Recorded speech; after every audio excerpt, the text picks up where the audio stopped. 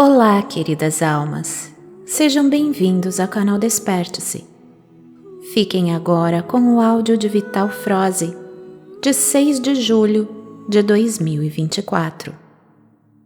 Bom dia, meus amados.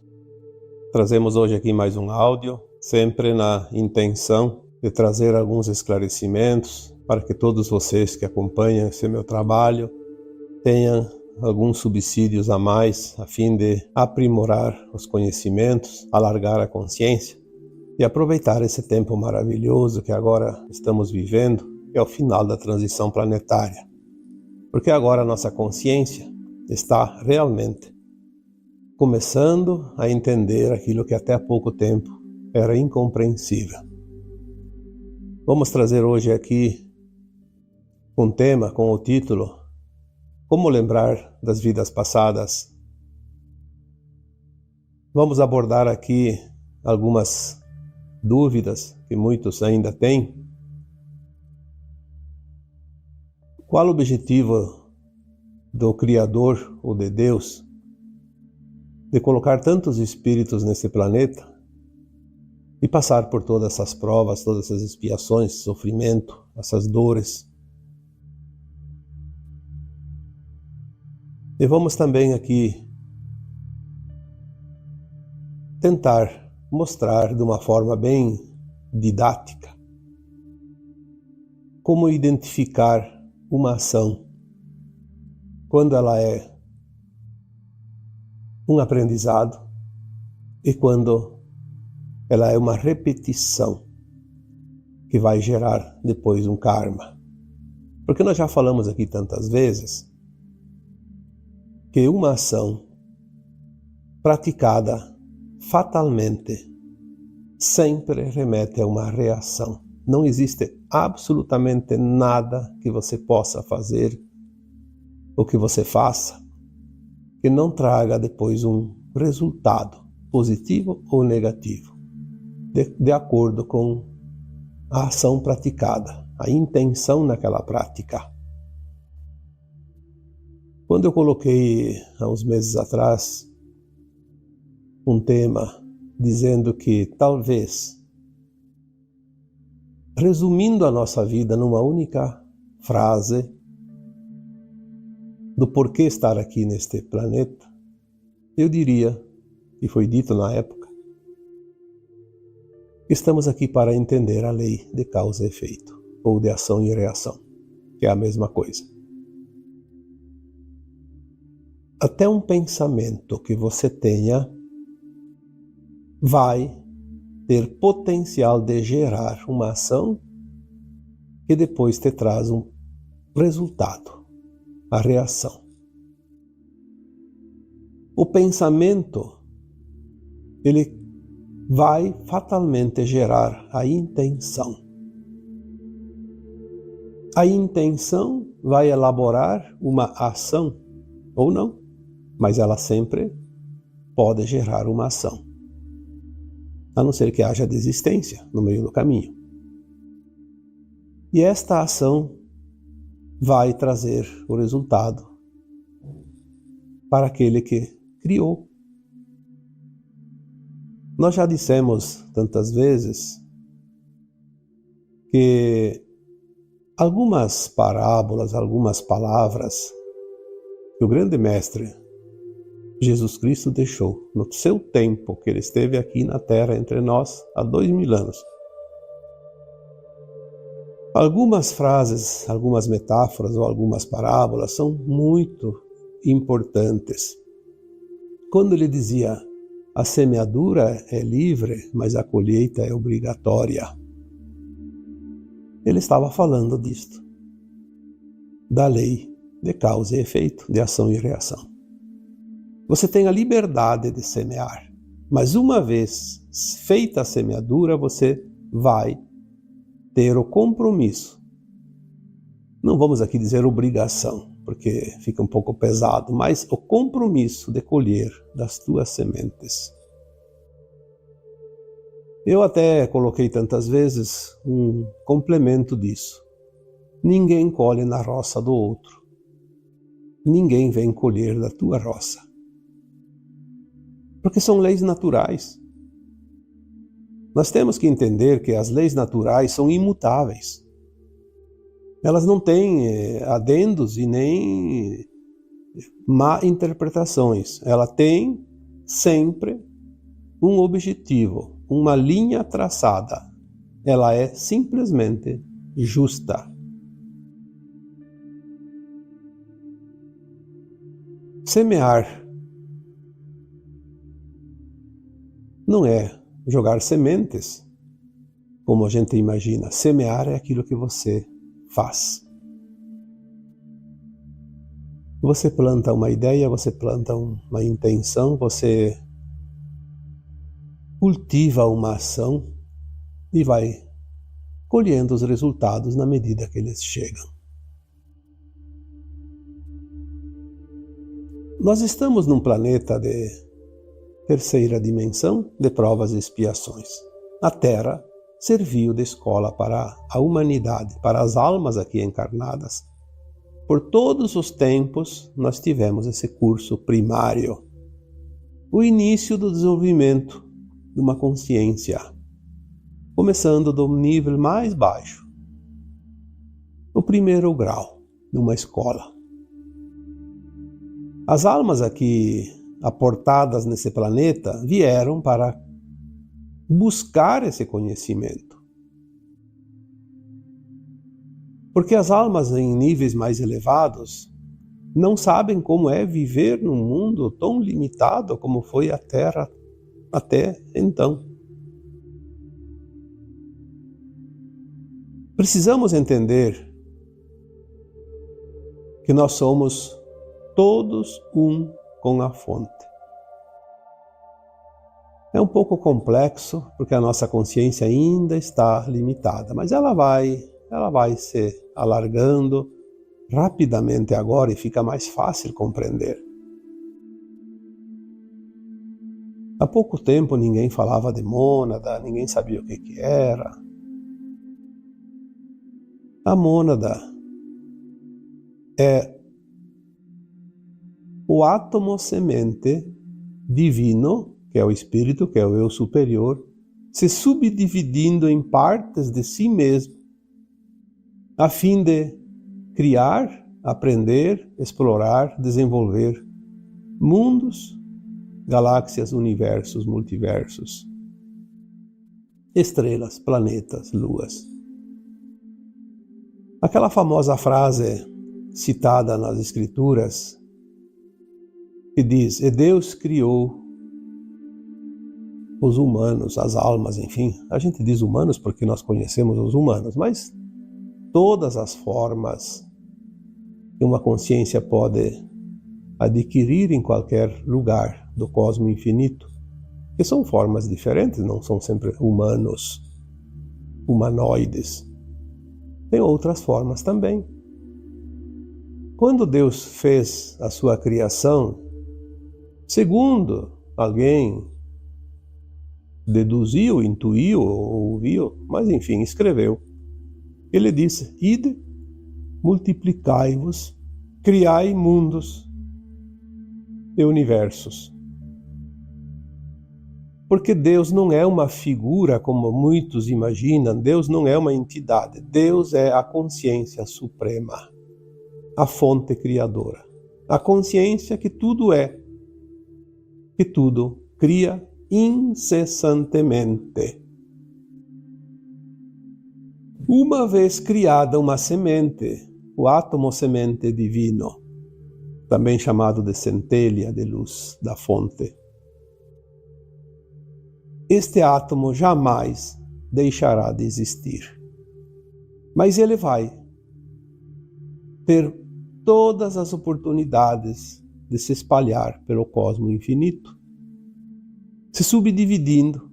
Já falei aqui na mônada primeiro, que é o átomo se divide em 12 superalmas e depois em mais 12, formando 144 superalmas, que depois cada superalma se divide em um número ilimitado, não sei de quanto, porque ninguém me falou o número até hoje, de almas, e depois as almas em fractais. Já disse outra vez que eu suspeito que nós somos, de fato, o famoso número 144 mil. Nós somos os 144 mil, cada um de nós, porque nós pertencemos a uma mônada desmembrada do átomo semente divino, que forma esse grupo.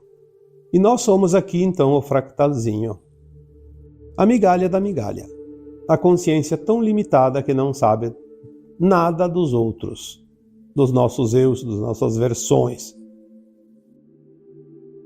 Por que não sabemos das outras versões? Porque nós viemos aqui experienciar como é uma consciência num mundo tão limitado. A luz e a consciência é a mesma coisa, porque se a fonte é a geradora de tudo, ela é pura luz, é uma consciência una, é o uno, o todo um, e nós somos parte. Então, quando pedem, quem é Deus? Deus, cada um interpreta como quiser. Deus para mim, Deus é a fonte criadora, a consciência suprema, e que, analisando a própria palavra Deus, eu já escrevi aqui uma vez, ou falei num áudio, Deus é de eus, os meus eus, porque a minha mônada é composta dos meus eus. Se eu sou o fractal, a migalha da migalha, todos os outros são eus superiores, a não ser aquele grupo que forma as migalhinhas de fractais, que são iguais a mim, em termos de consciência, de tamanho. Mas a formação dos eus é de, veja bem, de, depois E-U-S, de Deus. Em português, obviamente. Mas pega então a língua italiana. Deus é Dio. Eu em italiano é io. De io. Dos eus também em italiano. Agora peguem a língua espanhola. Deus é Dios. E eu, em espanhol, é yo. Que significa a mesma coisa. Veja que quem inventou as línguas diferentes que se fala nesse mundo? Será que alguém falou para o outro, olha, você vai inventar uma língua nova, mas Deus é sempre do eus, né? Ou coisa parecida, que exemplifica.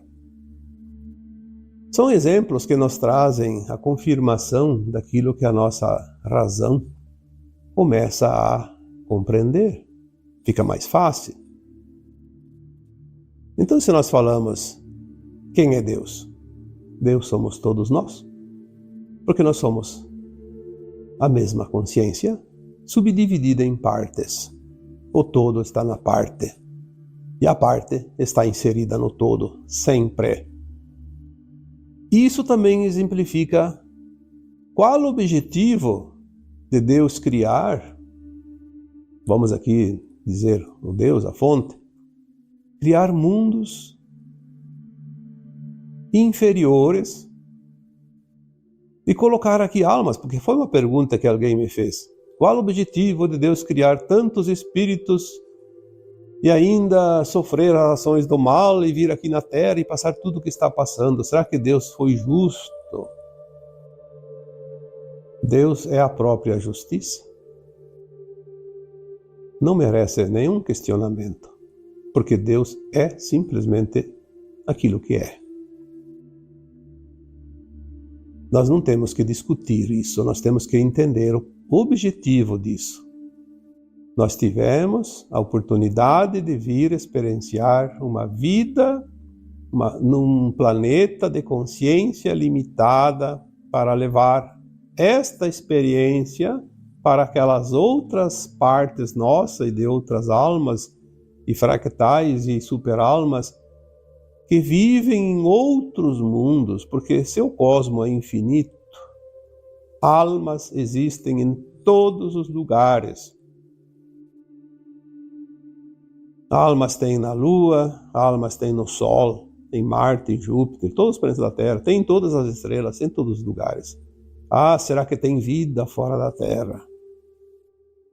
Olha, eu acho que a pessoa que faz esta pergunta, será que tem vida fora da Terra, não sabe absolutamente nada, não entendeu ainda nada. Porque se não sabe nada de si mesmo, não sabe nada de nada. Não é possível. Está vivendo uma ilusão tão profunda que ele acha que ele é o centro do universo, que o mundo gira ao redor dele. Infelizmente, consciências se dizem elevadas, sábias, cientistas, ainda pensam dessa forma.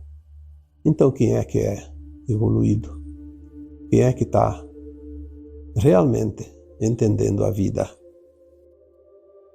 O objetivo do Criador não foi colocar aqui na Terra esses seres malignos que aqui aportaram fugidos das guerras de Orion. Ele não tinha esse objetivo. Nunca teve, porque foi uma contingência que aconteceu aqui nos últimos milênios. Não é uma coisa lá do tempo das criações. A Terra existe, a ciência diz que 4,5 bilhões de anos, mas a minha equipe espiritual já me informou que tem pelo menos 3 vezes mais que isso. Então vamos dizer que tem lá 13, 14, 15 bilhões de anos. Isso não importa, não faz diferença nenhuma. Falar bem a verdade, que diferença faz? Mas agora, há 350 mil anos, aportaram aqui essas raças escuras, né, sem luz, da ausência de luz, que se compraz no mal, os arcontes e outras raças desse sistema de Orion, que é o braço da galáxia. Porque as consciências, elas podem experienciar o que quiserem e elas se desviaram tanto da fonte que não tinha mais volta. E para que elas pudessem voltar para a luz, houve a possibilidade de elas se misturarem com outras raças benevolentes, como os humanos, que é uma raça adâmica, que é uma raça amorosa. A raça adâmica é uma das raças mais amorosas que vivem em consciências limitadas de terceira dimensão. E a Terra era um planeta feminino que acolhe, porque a consciência do planeta Terra é a consciência que nós conhecemos como Gaia, que é mãe, também criadora, geradora, principalmente de amor, de acolhimento.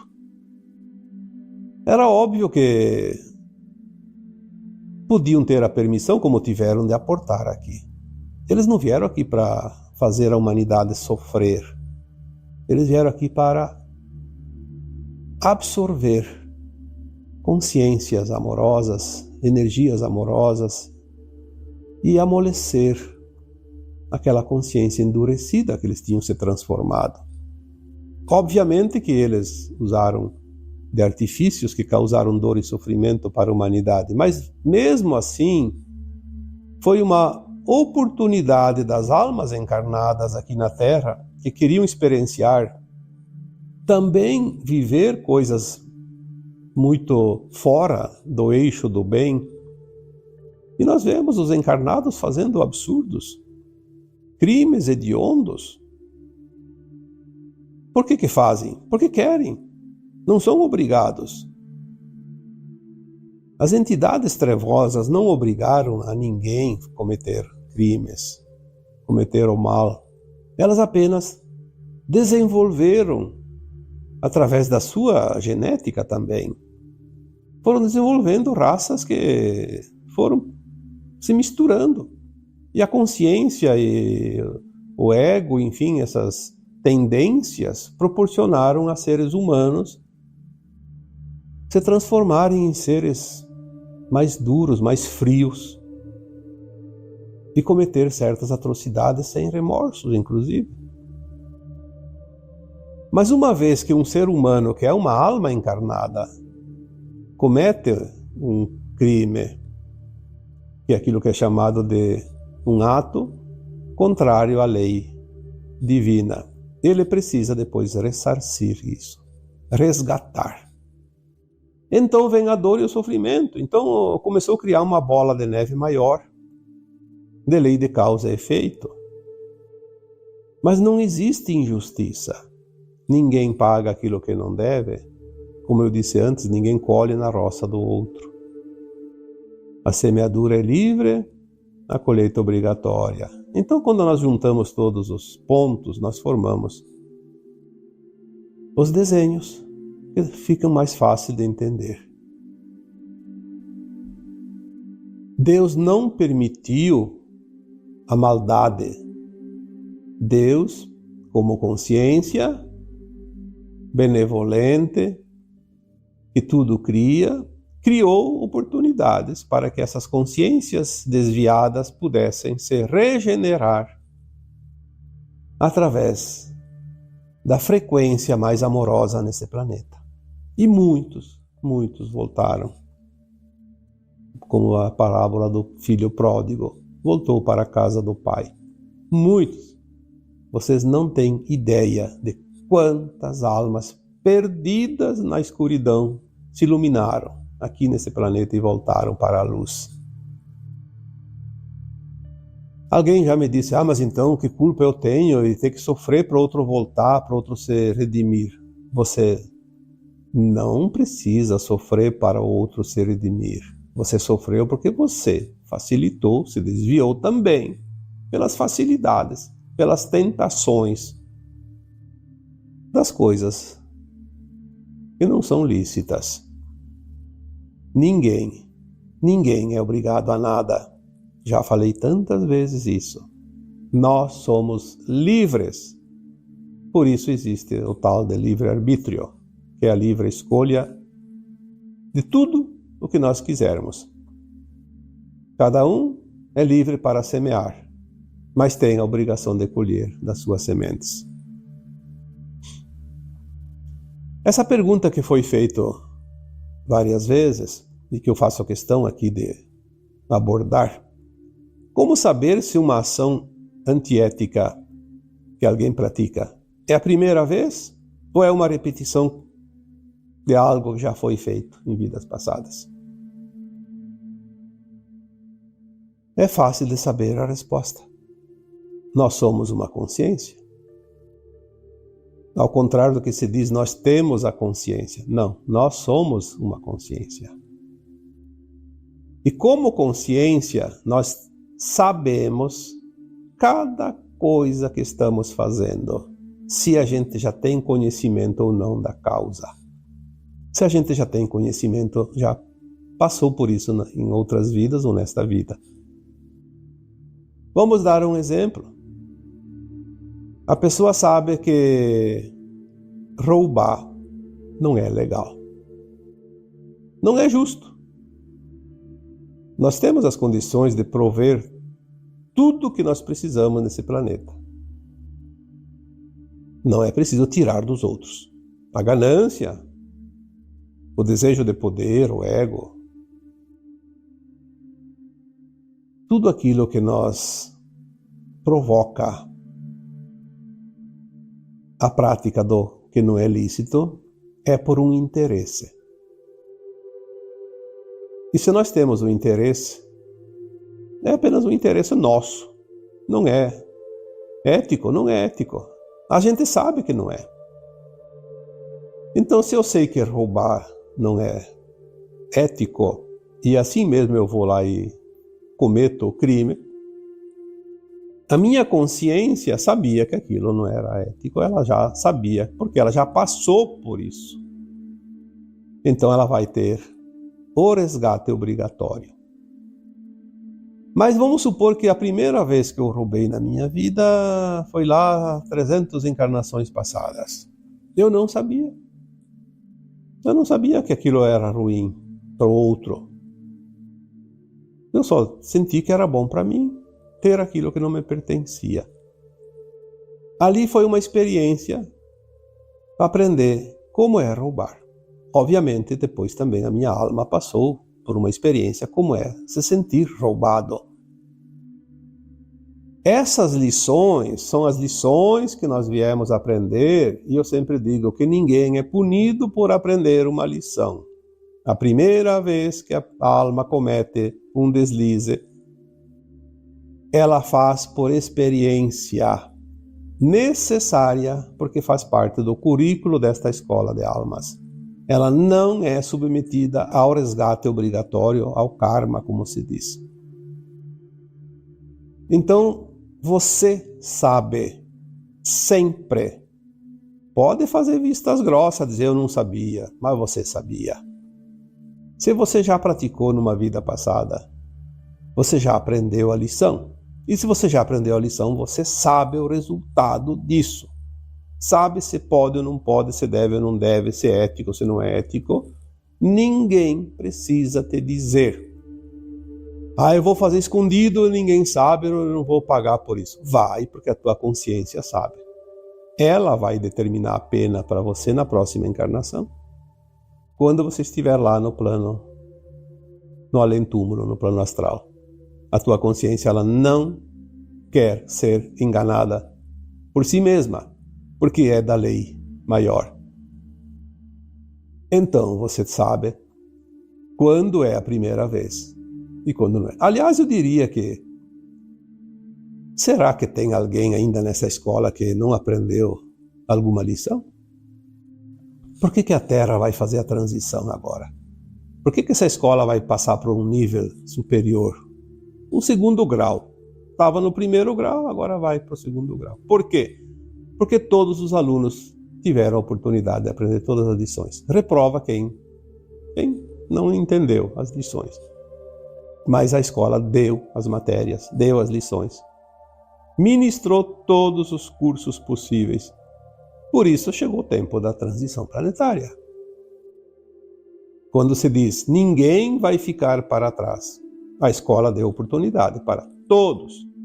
Não há um aluno sequer que ficou para trás. Mas tem muitos que vão ser reprovados, sim. Por quê? Não é porque a Terra deixou para trás, porque eles não quiseram fazer o tema de casa. Não quiseram fazer as lições. Desleixaram no aprendizado. Então, eu acredito que fica mais fácil de entender. Você está passando por uma experiência pela primeira vez? Ou não? É óbvio que quando a alma repete, ela vai aprender como é repetir o erro. Mas ela tem a consciência que vai pagar caro por isso. Não tem problema. Tem almas que repetem uma lição já aprendida e não é ética, muitas vezes. Às vezes nem é para aprender como é repetir 2, 3, 4, 5 vezes. Às vezes é para controlar o ego, a vaidade exagerada. Colocar limite na ambição. Tem muitas lições paralelas. O que eu estou trabalhando em cada situação que eu enfrento? Qual é o aprendizado? Tem gente que acha que o umbigo dele é o centro do mundo. E aí precisa de muitas cabeçadas para abrir um pouco essa consciência e ver que ele não é o centro do mundo. Nós somos parte do todo. Somos parte, não somos o todo, como alguns se acham, deuses. É só olhar ao redor. Tem muito humano endeusado. Mal sabe ele que nós estamos num dos degraus mais inferiores da grande escada evolutiva. Somos nada. É como a criança de jardim de infância que acha que é o diretor de uma faculdade. Está longe disso.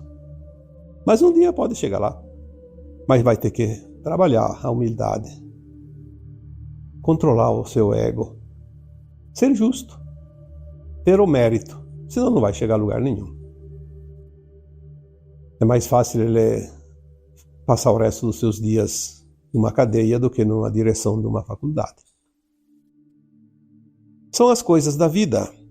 E a vida nos ensina. Nós vamos começar a lembrar agora, dentro de pouco tempo, das vidas passadas. E nós vamos entender melhor, e cada vez melhor, tudo isso. Porque nós vamos ligar os fatos, os pontos, as linhas, e vamos ver que oportunidade fantástica cada um de nós teve de estar nesse planeta. Ao contrário daqueles que dizem, por que Deus permitiu tanto sofrimento? Nós vamos entender que por que nós escolhemos tantos caminhos tortuosos e passamos por tantas dificuldades e dores se não era necessário passar por tudo aquilo. Bastava simplesmente tomar consciência de cada coisa, aprender a lição e passar a régua. Porque o aprendizado ele pode levar 5 minutos, como pode levar 5 dias, 5 anos, 5 séculos, 5 milênios. Depende de cada um. Deus não se envolve.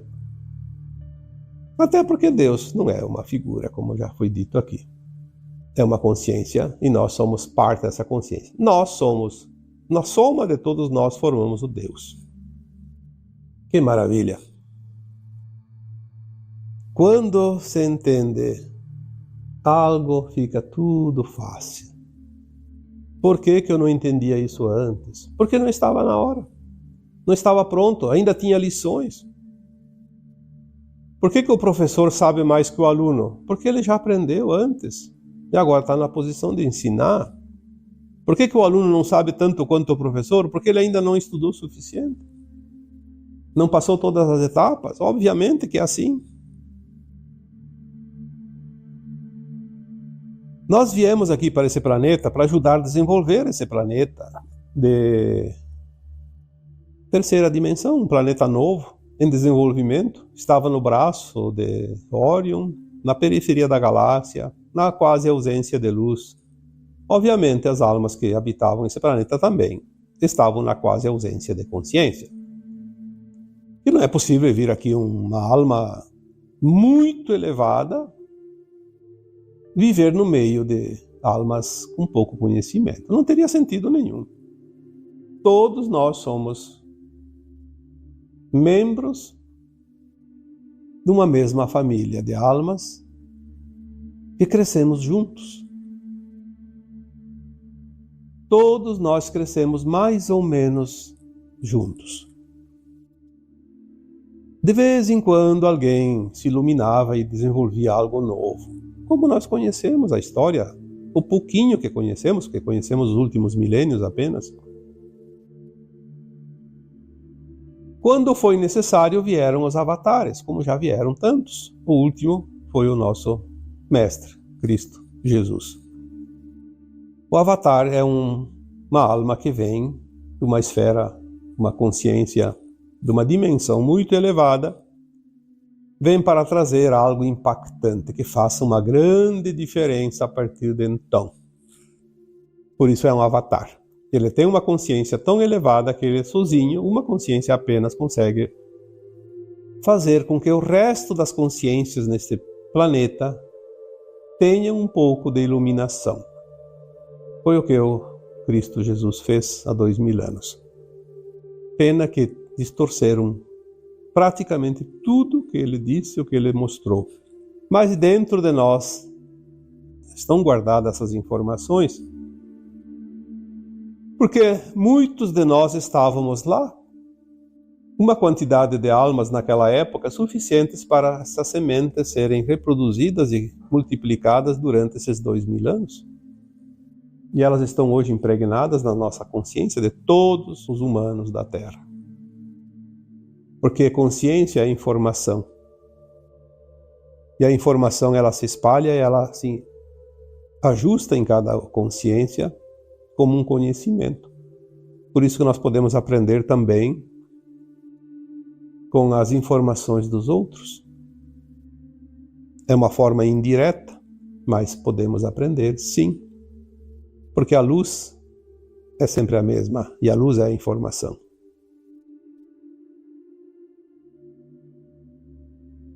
Então as almas que estão em mundos superiores se abastecem das nossas experiências para entender como é viver num planeta inferior. Nós só vamos entender isso quando nós subirmos. Porque